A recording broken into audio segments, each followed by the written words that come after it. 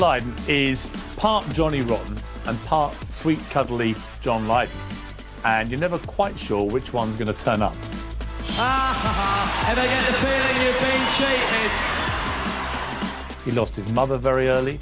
He lost Sid Vicious, his great friend. And so he's had a lot of tragedy in his life to deal with. I'm here for the fun. Have fun. I've never gone into an interview fearing there is a high possibility of getting a clump in the face from Johnny Rotten's right fist. Hello, Piers. Nice of you to do this show with me. Enjoy. Or endure.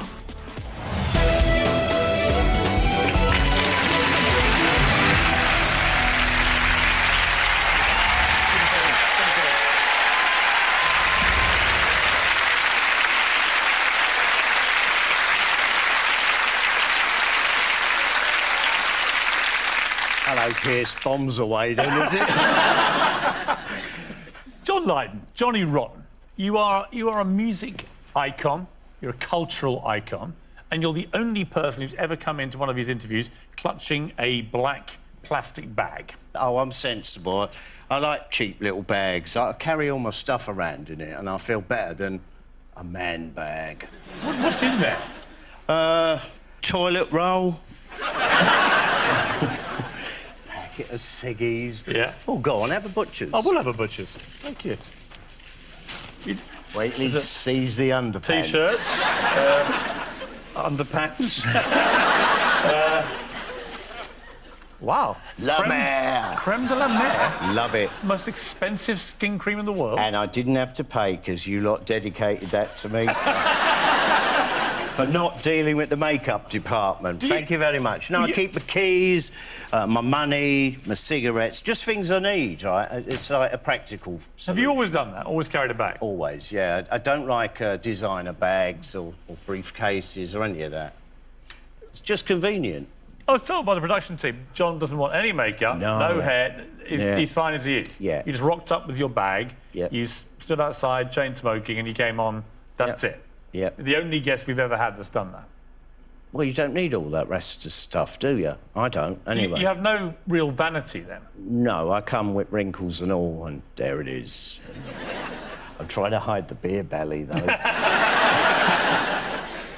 It's an extraordinary statistic, but it's 40 years since the Sex Pistols erupted onto social consciousness. Ah. What do you think of that? I haven't thought about it in terms, like, years. Only 40? It's an amazing length of time. I mean, I remember it vividly. We became so big so quick that it was too earth-shattering to really deal with sensibly. We had no prospects of fame and all of that, and I think that shows, and that's why the quality of the Sex Pistols is still there. How did you get the name Johnny Rotten, which is what you've become, obviously, world famous for? Bad teeth. Absolute. A touch of national health and a touch of absolute laziness. I mean, in my childhood, the only time I ever seen a toothbrush used was my dad cleaning his boots. So there was bits missing, all cracked up. I'd avoid the dentist. I mean, Mum and Dad had dentures, so, you know, that was a big childhood memory, was their false teeth in glasses. Oh, and of course the Friday nights when they'd run parties and, you know, all the other relatives all losing their teeth. I mean, I spent half my childhood picking up dentures. Are these yours, Mummy? Who first called you Rotten? Who gave you the nickname? Steve Jones, because of the teeth. To member of the Pistols? Yeah. Was that before the band got together? Was it when you were mates? Or? That was almost immediately on our first meeting. You're rotten, you are. Well, hello, why not? Did you like the nickname? Did you see the potential for it? I liked it a lot, yeah. Because it was not taking yourself too serious. I guess a lot of people still call you or ref you as Johnny Rotten. Does that bother you? No, it's a privilege. And well earned. That's really neat. I like it. Because I did no wrong. Ain't nothing rotten about me. In 2008, you had your teeth fixed. Finally had to, because the problems that came from a And this is why I recommend you brush your teeth, everybody. You know, it ended up costing me something nearly, $20,000, right? The damage was so bad that I had holes in the bones through the abscesses. And I've had practically everything removed and replaced. They look great now, but they've obviously... Yeah, but they're not. If you look at them properly, right, they're kind of like, as some of my mates describe them as car park bollards, right? They're kind of concrete grey, so I didn't go for that deaf white look. No. I wanted them to match the little bit I had left from my youth.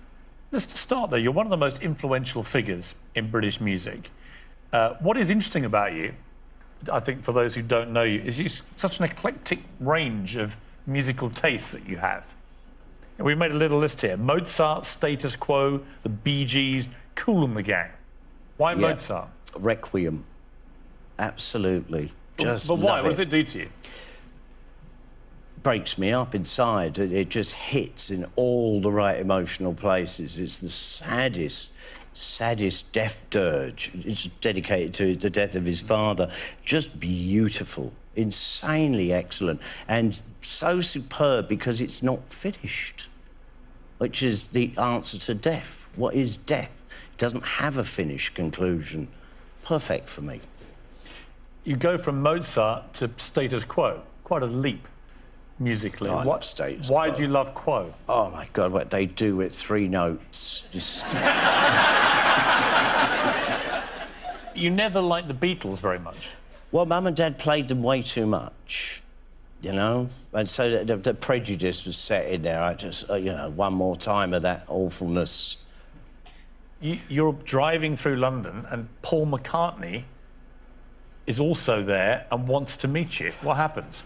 Oh, that was terrible. I was with my wife, Nora, and we were going to visit my brother in Tottenham.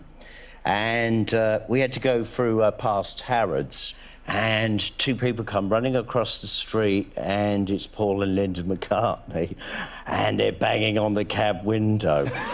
I put the lock down and... I could not cope with it. It was too much. This is, you know, a famous person. Yeah, this is like the most famous person I couldn't on the handle it. planet. Listen, my shyness took over. But you just sped off in your cab, leaving the world's #1 music superstar with the standing cab, there. with the cab driver going, bleed now, I've seen it all now. and Nora going, oh, why don't you let them in? No.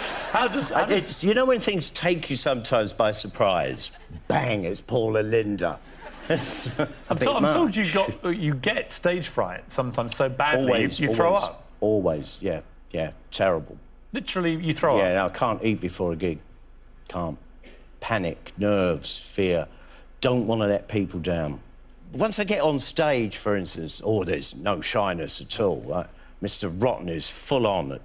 But that's like I was kind of made to be that. But I was also made to be this shy person also. One works well with the other. In your 40 years of fame, you've never been afraid to rock the boat. Hello, poor people. John Lydon, rock revolutionary and true Great Britain. You can't be of my generation and English and not be influenced by John. You're looking at me. Now that's naughty. He was Mouth Almighty, and he probably still is, and he's really good at it.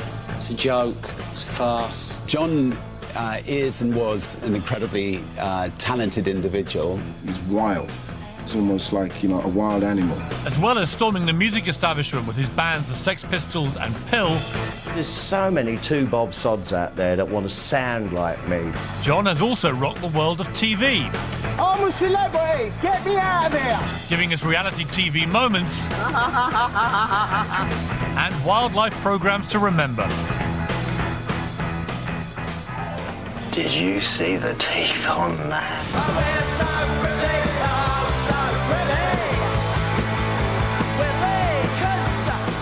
John first burst onto the scene 40 years ago as a penniless 19-year-old when he was chosen as the frontman of a revolutionary new band called the Sex Pistols. What he had was this powerful way of staring at you and fixing you in his gaze. I'm going to get inside your soul. I'm going to change you. In 1976, the group released their first single, Anarchy in the UK, and went on an early evening chat show to publicise it. Punk rockers. The new craze, they tell me. It's what? Nothing, a rude word. Next question. No. What was the rude word? Shit. Say something outrageous. You dirty bastard. Not again. You dirty... Never heard swearing like that, live. No. British youth had new heroes. 2 days after that, maybe school, people changed their hair, started to see pins all over the place, zips, and people turned into punk rockers, man. The Sex Pistols sent shockwaves through the establishment. I think most of these groups would be vastly improved by sudden death. The worst currently are the Sex Pistols. They are the antithesis of humankind. Terrible, I think it is. I think it's disgusting. Local authorities up and down the country banned the Sex Pistols from playing. Couldn't play. Cancelled. Too hot to handle, the Pistols were also dropped by the record label. The Richard Branson's Virgin stepped in. The Sex Pistols actually put Virgin on the map. You thought you'd gotten rid of us, didn't you? But you were wrong, old bean, because we're back. All the outrage and attempts to ban the Pistols simply gave them more publicity and boosted record sales. God save the Queen, the fascist regime. Their first single with Virgin was God Save the Queen, released to coincide with the Silver Jubilee in June 1977. God save the Queen. The Royal Flotilla was due to sail the Thames, so for a publicity stunt, the band organised their own musical boat trip. It ended when the police brought them into the dock at Westminster and moved in to make arrests. The dirty beast was waiting. The police. Yeah. In the end, at the end of the day, just for like a boat trip. Police should not have raided the boat. If it wasn't the Sex Pistols, there'd be no interest in this boat tonight. As a result, I think made the Pistols all the more notorious. Johnny Rotten, star of the Sex Pistols, was public enemy #1. He was the poster boy for it. The guy who's the rebel, the guy you want to be like. One of the most startling, destructive, brilliant, expressive, creative figures to emerge, not just in Britain, but across the whole world. It's an absolute tragedy. I've ended up something of a genius.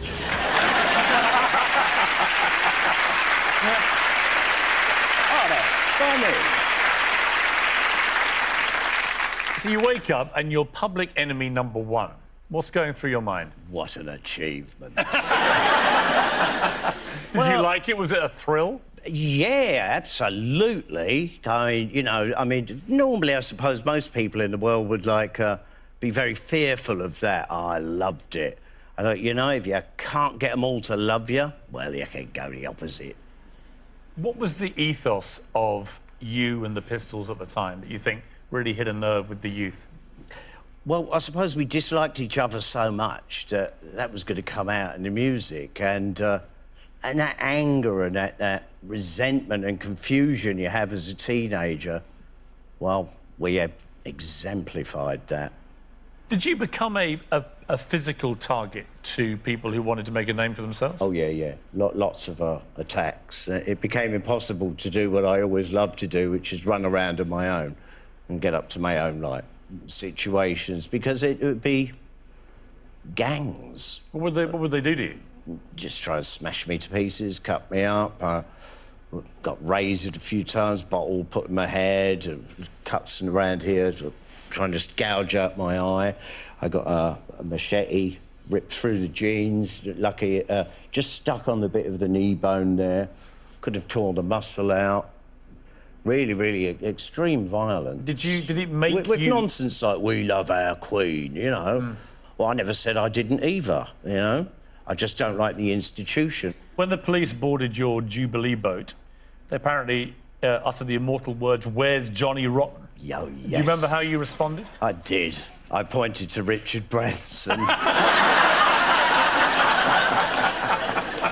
So I'm amazed he was on there tonight, but hello, well done, Richard. How do you feel... He still looks like Guy Fawkes. When you see Richard Branson paying tribute to you and saying, really, that the whole Virgin Empire really was brought up on the Pistols, what do you think about that? I think he belittles Mike Oldfield's Tubular Bells. Now, the height of your fame, John, you said, as the so-called king of punk, I was getting almost too much sexual attention suddenly. Oh, yeah, very shy about that. I mean, I've always considered myself hideously ugly and deformed. You know, the hunchback that I had for really... can you notice it? Did you start to embrace the groupie culture? Not when the camera was on. You described sex as 2 minutes of squelching noises. Originally, yeah, that's what every teenager thinks, isn't it? Have things improved over the years? Yeah. Yeah, a few years later, I realised it was 5 minutes and 30 seconds of when that memory comes back and it clicks, oh, my God, that's my mum. How could I have not recognised her?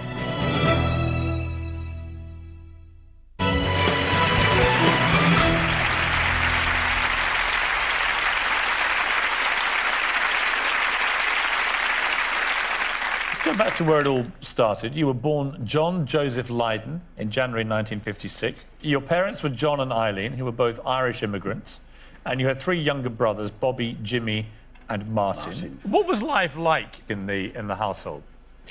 Well, we only had 2 rooms. The toilet was an outdoors one in the backyard, which is open to the public. What is the reality of living in such cramped conditions when there are so many people there? Closeness is a good thing. I think it ties you together far more importantly than separating. I think it's a very, very good thing for parents to be in the same room as very young children. The bond is then forever. When you were 7 years old, you were diagnosed with meningitis. Do you remember anything about the build-up to it or not? Intense, serious headaches that were so severe. It's just absolutely beyond even screaming in pain or crying. But that was the fluid going into the brain. I did not know that. You're 7 years old, you're getting these terrible headaches. You go into hospital. In hospital for a year, at the coma for 4 months, nearly 4 months, or thereabouts, and then woke up not knowing who I was at all. No memory of anything. I couldn't even walk or talk or nothing, zero. And yet inside, I wanted to communicate, but physically couldn't. To be able to come back and find out who I really was took the next 4 years. And I had to completely believe in what every human being was saying to me in order to find out who I was. And that stuck with me to this day. That's why I can't tolerate liars. I depended on these 2 strangers telling me they were my parents to believe that. And I was a very, very worried kid at between 7 going on 8, leaving that hospital thinking that I was always part of that institution and they were selling me off to 2 complete strangers. I had to believe I belonged somewhere. Right. But, I mean, terrifying for your parents.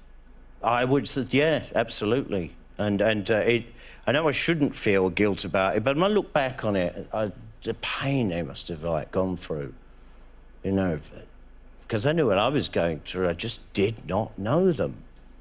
So you wake up... years later, when that memory comes back and it clicks, oh, my God, that's my mum. How could I have not recognised her? How long did it take you to realise these were your parents? A couple of years, drifting in and out. My dad took longer. He seemed to me to be this really nasty, aggressive person, and he wasn't at all. It's just his gruff way. I mean, he's very young, my dad, you know, when they had me. Very young. Did your full memory return so that you could remember everything that had... Everything, and quite amazing how much of it came back. Even things that I suppose in normal life I wouldn't have remembered. It's an odd thing, the memory, how it could be stolen from you. But it's always in there somewhere. It's just a matter of unlocking it. Would you have been the creative, energetic tour de force that you became without that? I don't know, but let's say it helps. Really does. It strengthens your character. John, your rise to fame was fast and furious.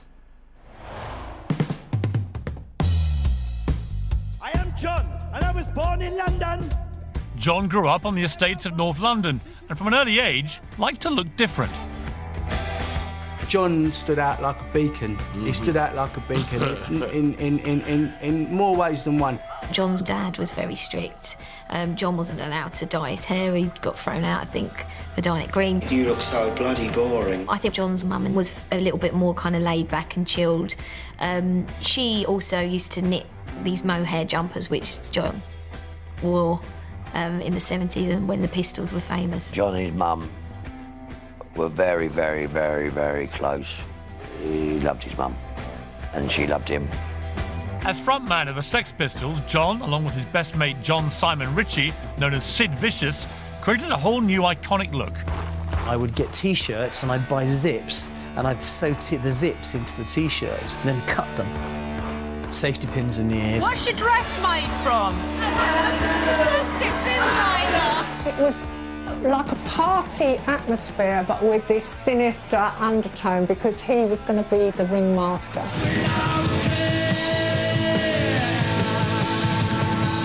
The Pistols' scary image and notoriety meant no venues would book them for gigs.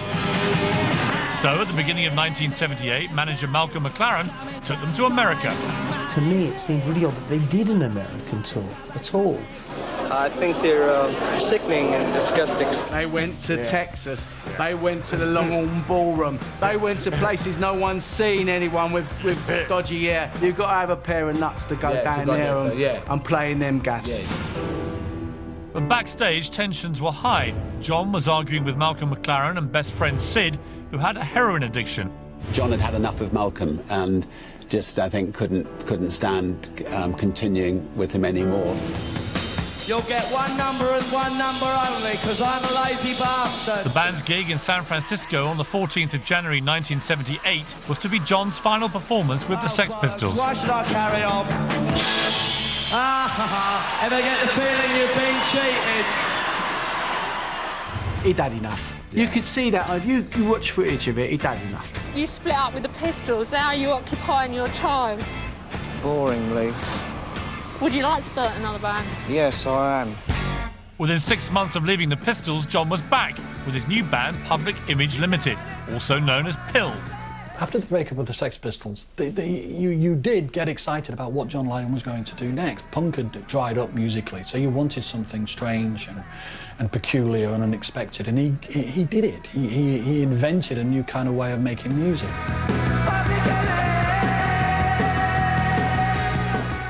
But as their first single hit the top 10, John was dealing with tragedy in his private life.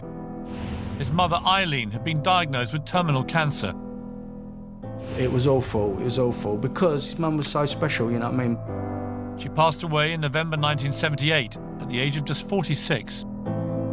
John was a bit of a mummy's boy, so I think it was quite a, difficult period when she passed. Then, just over 2 months later, John suffered another terrible blow.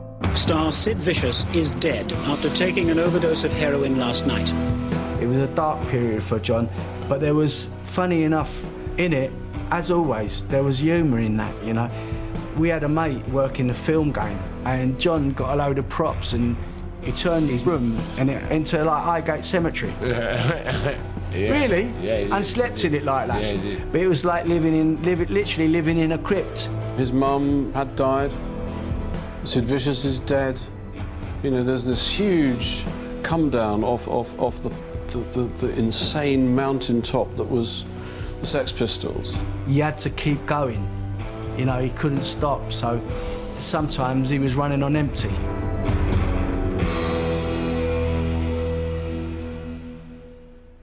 You were just 22 years old, though, and you've just lost your mother and your close friend, Sid. I want to talk, first of all, about your mum. Did you feel cheated that you lost her so young? Did you feel angry? What were your emotions at the time?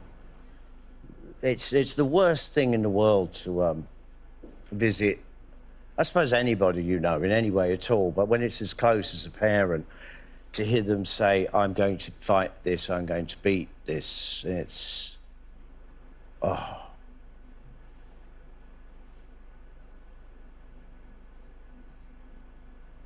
You mean knowing that the chances are they inevitable. Can't beat it? Yeah. And to know she was dying in such pain, just such pain, and didn't want the painkillers.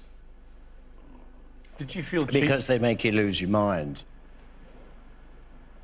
Your dad died in 2008, so he saw your career develop and all the twists and turns. Did he go from being terrified by what he saw to enjoying the ride in the end? Yeah, but my dad was an absolute teaser. So his way would always be, why don't you just write a hit single, Johnny? Knowing that would annoy the hell out of me. It's odd. It was only towards the end of his life that I sussed his humour and just how funny it was. Very dry. I always thought he was just nasty, and it's not at all. There's a great sense of wit in him. And I tell you, I see it in myself sometimes. I say things, and I realise that's my dad there talking. Let's turn to Sid Vicious. He died of a heroin overdose on the 2nd of February 1979. Inevitable. Sid was my mate and all that, but I watched him slowly destroy himself, so I got to be honest. It came as no surprise. It wasn't overwhelmingly catastrophic, because he'd killed himself, as indeed most people who mess about with heroin. They lose their souls way, way, way earlier. It's just waiting for the body to finally keel over. Sid had been accused of murdering his girlfriend, Nancy. What was your reaction to that? Impossible to believe. Yes, no, he's just not a violent person. Sidney couldn't fight his way out of a crisp bag. Poor thing. It's just... But maybe the heroin, I don't know. But I couldn't imagine him killing his girlfriend for any particular reason. What do you think probably happened? I think they had a bit of a problem with the drug dealers and owed far too much money, which is a much more likely scenario. Were you ever big into the drug scene or not? No. Anything that keeps me awake is fine, but no kind of drug that has any suppressant or downer in it. It's to this day, I have troubles going to sleep at night. I'll fight to the bitter end until I quite literally pass out, because I've always still got that thing I might wake up and not remember who I am. That's... You still live with that fear? Oh, yeah. There's nothing worse than that, to absolutely not belong to anybody. That's the ultimate pain. This might be the most damning allegation so far, that you're a lovely, nice person.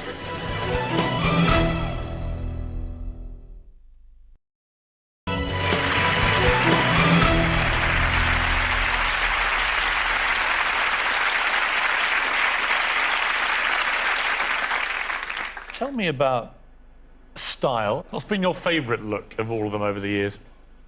I quite liked the ginger look when I was in the Pistols. It was called Golden Chestnut, and they don't make it anymore. I just liked the shock of it, because I liked conkers, and I liked playing conkers, so it reminded me of that. Your dad apparently said you looked like a Brussels sprout. Oh, yeah, that was the greed. That was the final straw. Well, get your hair cut. So off I went and had it dyed bright green. You look like a Brussels sprout.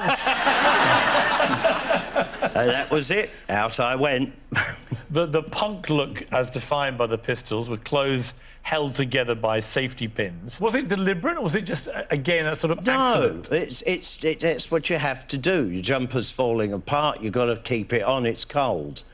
And I quite liked the look of it, and I thought, well, if I put a few together, that's kind of like a cheap version of armour, you know, or chainmail, and one thing leads to another. And when is it? I do have a visual touch with it. I mean, you know, I'm aware of it creating an imagery, and I've always loved what clothes can do. You were once admitted to hospital because of a certain item of clothing. Oh, God, yeah. Oh, Walthamstow. I bought one of these things out of Vivienne Westwood's shop. It was a skin-tight polo neck rubber jumper thing, right? And up I trot on stage, do my Sex Pistols bit, and I think a song and a half later, I dehydrated so quickly that I passed out and had to be cut out of it, and that really annoyed me. And I used safety pins to put it back together. John, music hasn't been the only passion in your life. As the 1980s dawned, John was taking on new musical challenges. The thing that I think he's most proud of, post-Sex Pistols, it was his opportunity to be as creative as he possibly could be. We ain't no band, we're a company. Simple, nothing to do with rock and roll. Pill were much more experimental and ahead of the time. Hate it or love it, it doesn't matter. It was the whole way, you know, the combination of sound, studio, electronics, avant-garde influences. And it's still innovative when you play it today. It's fresh. John had also met and fallen in love with a German woman, Nora Forster. Just inside and out, Nora has always been a beautiful woman, do you know what I mean? They've got such a close relationship. He absolutely worships her. They're meant for each other, them two. Nora moved with John to the US to set up a new life in LA. The extremes of the United States of America appeals to him, you know, and the sort of absurdity of the culture. John lives in a really cool part of LA where it's just like very eccentric millionaires, somewhere where someone like Johnny Lydon can walk around and not really be noticed. He and Nora lead a very private life, you know. They're an extraordinary couple. Well, don't you find it ironic that they've been together for, you know, nearly 35 years, absolutely devoted to each other, and yet his image is anti-establishment. He's always challenged convention, and yet, secretly, he's very conventional. You know, I think that's probably the shocking truth, is that he's actually a very normal, unusually sensitive, highly creative, nice, loving person. That might be the scandal. He is lovely, yeah. He is nice. He's not, he makes out he's not, no, he's lovely.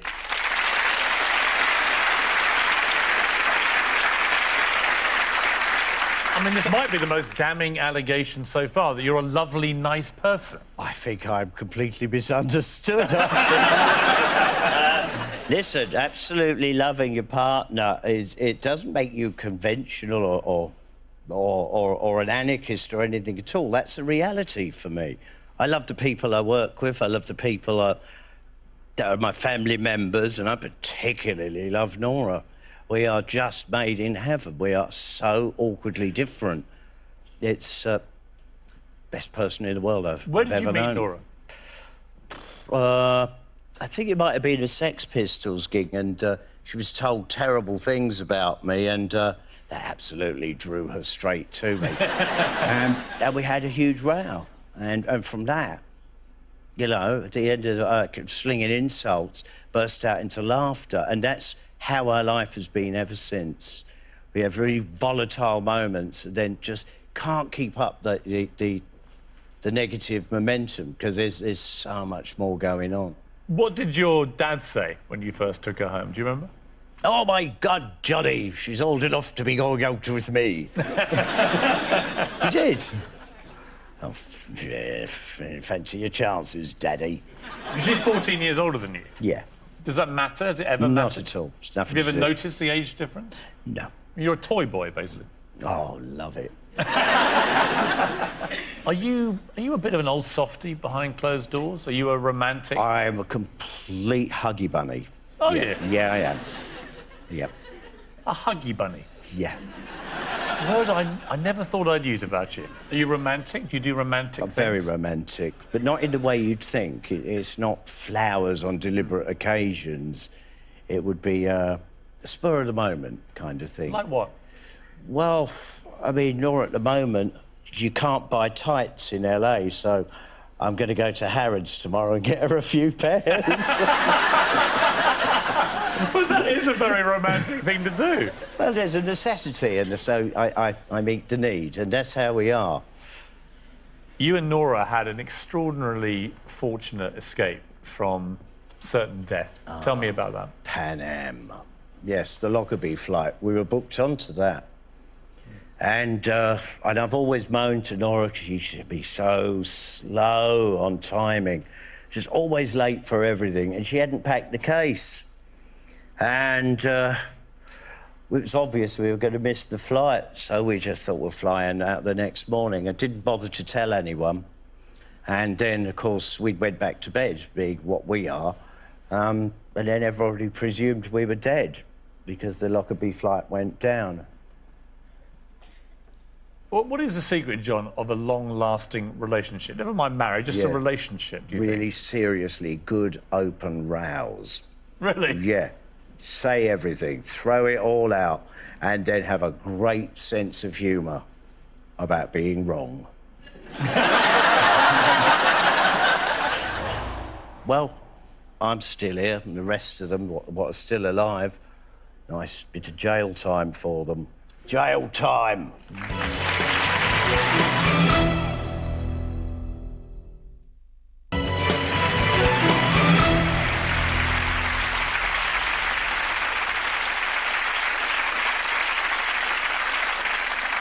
I want to completely turn left field here. An unbroadcast section of a BBC radio interview you did in 1978 recently came to light, included on a Pill album.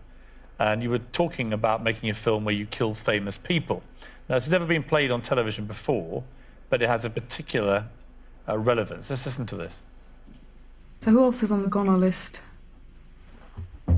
Oh, it's endless, believe me. I just want to make a film of it. On film, I'd like to kill Jimmy Savile. I think he's a hypocrite. Weren't I right? I bet he's into all kinds of seediness that we all know about but are not allowed to talk about. I know some rumours. I bet none of this will be allowed out. I should imagine libelous stuff will be allowed out. Nothing I said is libel.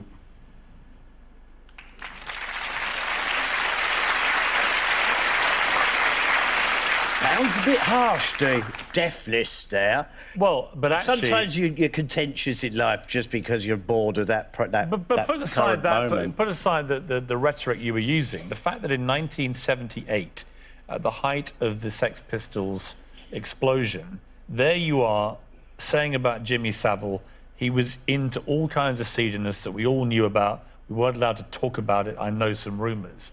So you had heard the kind of thing that we now know about him, or stuff like that? Yeah.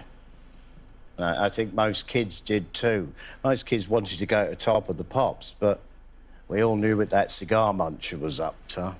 But I'm very, very bitter that the likes of Savile and the rest of them were allowed to continue. Did you ever try and do anything about Savile? I did my bit. I said what I had to. Did they air that? No. It just got suppressed. Yeah. For legal reasons. Yeah. And did you meet? I found myself being banned from BBC Radio there for quite a while for my contentious behaviour. Because of that. But they wouldn't state this directly. There'd be other excuses. I mean, it's shocking. Oh yeah. He got away with it for another 30-odd years. Well, not only him, a whole bunch of them. And these are the purveyors of good taste, huh? You were too offensive. Brilliant, innit? Well, I'm still here, and the rest of them, what are still alive, nice bit of jail time for them. Jail time! I have to read this. The BBC has said it's appalled by Savile's crimes, and that the Dame Janet Smith Review is considering the culture and practices of the BBC during that period. John Lydon, your public image has taken you from the stage to the jungle with a bit of butter thrown in for good measure. Just peace, or peace off. As he turned 40, John was as anarchic as ever. He's created a life for himself where he can do what he wants to do. He doesn't give a shit what you think. If you don't like it, sod off. By the mid-90s, aspects of John's life were coming full circle. The Sex Pistols reformed for a reunion tour. Hello, my name's John. I'm here to represent the Sex Pistols, a band I used to be in and still am when it suits me. I think he has an urge as a musician probably to make music and tour and create, and I think sometimes it's putting to bed a lot of stuff that's kind of needed to be resolved. Screen stardom also beckoned. John's appearance on I'm a Celebrity, Get Me Out of Here had more than 10 million people tuning in. Every now and again, Johnny Rotten would pop out and try and blow his nose with no handkerchief. Do you have to do that, John? Do you have to do that? And then he'd become this lovely, quite sophisticated, deep-thinking guy again. Don's got a lot to answer for, but he's got a lot to be appreciated for too. Look at me, I'm so at one with nature. People out there who didn't know much about John, who didn't know much about what the music he was in and stuff like that, got to know a little bit more about John as a person. John's new mainstream popularity led to TV presenting roles. You keep that camera pointed there, right? I'm an ugly old sod, but, you know, what you're about to see is a proper set of dentures. Just when you think you know what he's going to do, he'll do something completely different. Do I buy Country Life butter because it's British? And there were advertising contracts. And there's the voice of the revolution, you know, advertising butter in the most hilarious way. People could say, oh, he's selling out. You know what I mean? But the message I got from it is, you know, if Johnny Lydon says this butter's nice, then it's nice. With the money he made from his media commitments, John relaunched his band, Pill. I want the trouble on the double. Now John and Pill are back in the studio with a single, Double Trouble, from the new album, What the World Needs Now. I think Pill continues to sort of evolve in a way. I think in some ways, in some of the reformings of Pill, he's had such fantastic musicians that it's actually got better. You know, the music's got better. He built a very solid career over many years, producing great music. You cannot refute how original he is. When you see him perform, it's not just about music. You see what it means to a lot of people. I've been dreaming in the Garden of Eden. They're so passionate about what he means because he's probably done so much for a generation, so it's, you know, it's almost like he was their voice. Everybody know John. Everybody know John. Brother to the end, you know? Much I love, much I love. Thank you.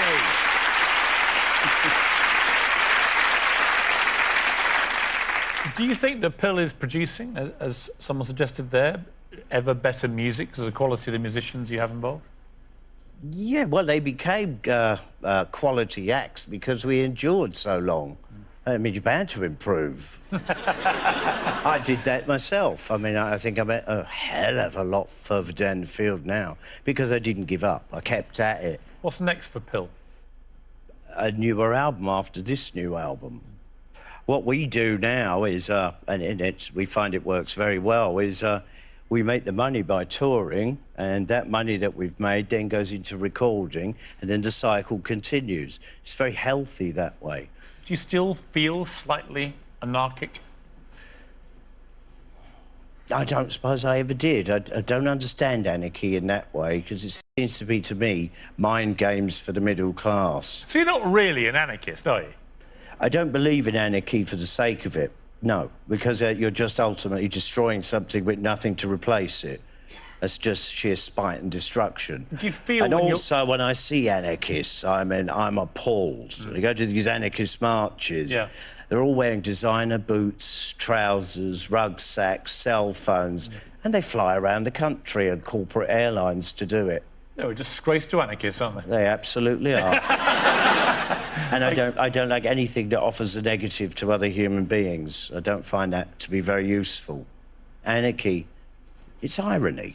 I'm neither pretty or vacant. What would your message be to those pseudo-anarchists who preach the violence and everything else? Have yourself filmed and show it to your mum and dad to see how smug you feel then. How would you like to be remembered? I don't know if I want a grave or any of that, or a tombstone. I think the best and most decent thing I could do would be to donate my body to Well, anybody that wants a spare part. Queue up for the Johnny Rotten body parts. Yes, I wouldn't recommend you buy the penis. Though. I will have your teeth if it comes to it. There are none left. John, it's been fantastic talking to you. Thank you for having us. Now I can rush off to the toilet. John Lydon. Peace.